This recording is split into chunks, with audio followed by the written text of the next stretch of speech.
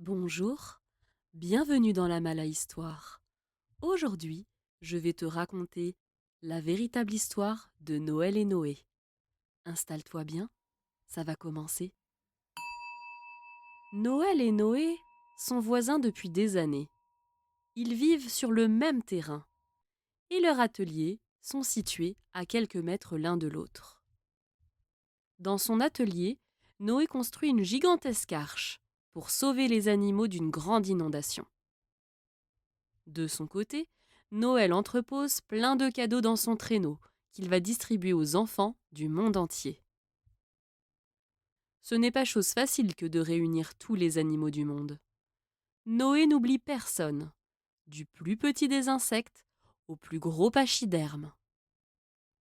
La tâche de Noël est très ardue, notamment car il doit accumuler autant de cadeaux qu'il y a d'enfants sur la planète.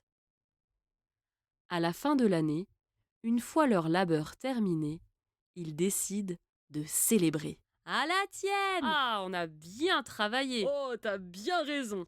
Noé est persuadé qu'après tous ces mois de travail acharné, c'est bien mérité.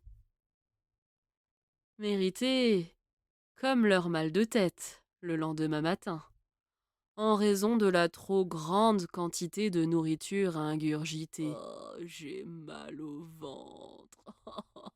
Les deux amis sont tellement peu éveillés qu'ils confondent même leur atelier. Ce n'est pas étonnant, leurs noms se ressemblent tant. Le déluge a commencé. Noé s'est mis à l'eau. Il s'interroge sur la provenance de l'énorme sac juché derrière son embarcation. C'est quoi ça? Quant à Noël, il amorce sa distribution de cadeaux dès la tombée de la nuit. C'est là que Noël découvre qu'il s'est embarqué dans l'arche de Noé pour effectuer sa tournée. Au lieu d'un traîneau rempli de cadeaux, c'est un bateau plein d'animaux. Mouf. Même chose pour Noé. Après s'être réfugié en haut d'une montagne, il constate que l'arche n'est pas son bateau, mais bien le traîneau plein à ras-bord de paquets cadeaux. Oh, c'est pas possible ça! Ainsi que des fidèles reines de Noël. Il est où le Père Noël? On fait quoi là? Tous ces mois de travail gâchés à cause d'une soirée trop animée. Pour ne plus vivre pareille mésaventure, ils décident, à contre-cœur, de vivre le plus loin possible l'un de l'autre. Noé, dans le désert aride et sec. Et où s'est installé Noël?